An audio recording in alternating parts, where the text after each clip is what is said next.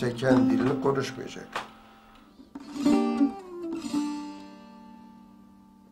Kendini üzüyorsun.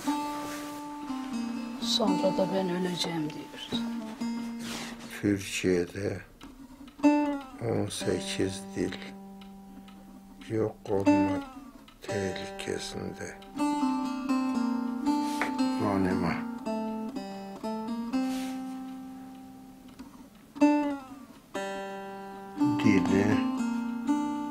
Dilimiz.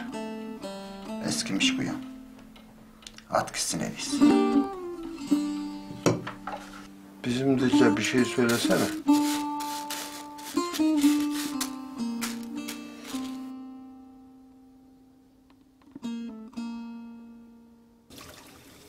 Hevne koda ju yaşnonu. Hevne temi i venge yaşnonu.